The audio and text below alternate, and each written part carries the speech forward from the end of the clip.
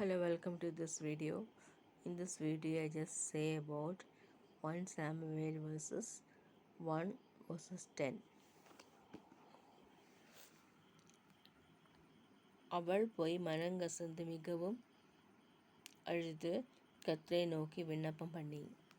யார் அந்த அவள் போய்? அவள் யார்?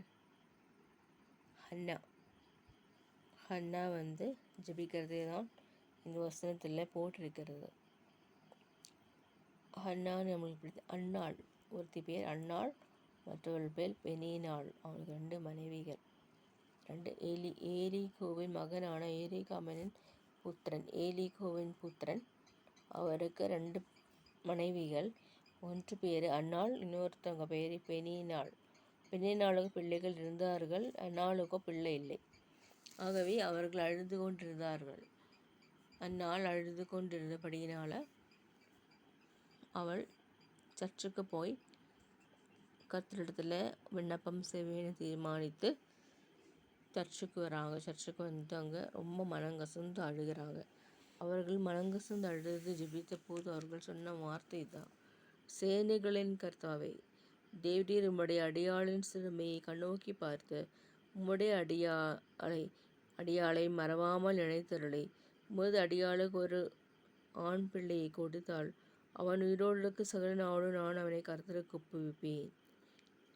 அவன் தலையின் மேல் செவரகன் கத்தி படுவதில்லை என்று பொருத்தனை பண்ணினாள். வெகு நேரம் விண்ணப்பம் பண்ணி கொண்டிருந்ததுனால வாய் அசைவது தான் தெரியும் ஏலி பிரீஸ்டுக்கு. ஆனால் தன் ஹிருதயத்திலே பேசினாள். அவளுடைய உதடுகள் மாத்திரம் அசைந்தது, சத்தமோ கேட்கப்படவில்லை. அவளை நோக்கி, நீ எதுவரைக்கும் வெறித்திருப்பாய்? உன் குடி உன்னை விட்டு விலகு என்றான்.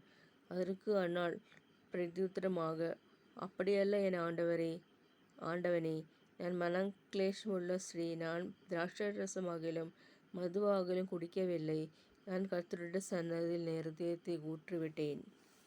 இவ்வாறாக இந்த ஸ்டோரி உண்மையாக நடந்த சம்பவம். கதையில் இது ஆவிக்குரிய கதை. ஆகவே இதை பார்க்க வேண்டும். அன்னாள் எவ்வாறாக குழந்தை பெற்றெடுத்தாள் என்பதை தான் இதில் அறிய முடியும்.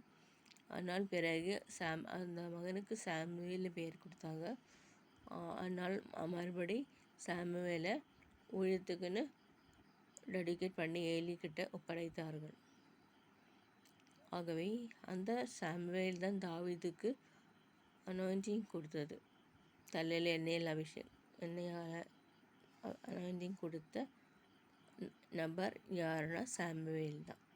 சாமுவேல் 1 சாமுவேல் 2 சாமுவேல் இருக்கிறது, படியுங்கள்.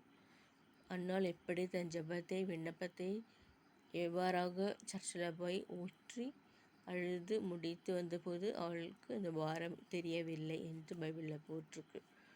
அவள் மதுபானம் பண்ணினவளை போல அழுதாள். ஆகவே இந்த நாட்களிலும் குழந்தை இல்லை என்று கவலைப்படுகிறவர்களுக்கு குழந்தையை கர்த்தர் கொடுப்பாராக. உபவாசம் இருங்க, அவ்வாறாக ஆண்டவர் ஆசீர்வதிப்பாராக. இந்த நாளை கர்த்தர் ஆசீர்வதிப்பாராக. ஆமீன், ஆமீன்.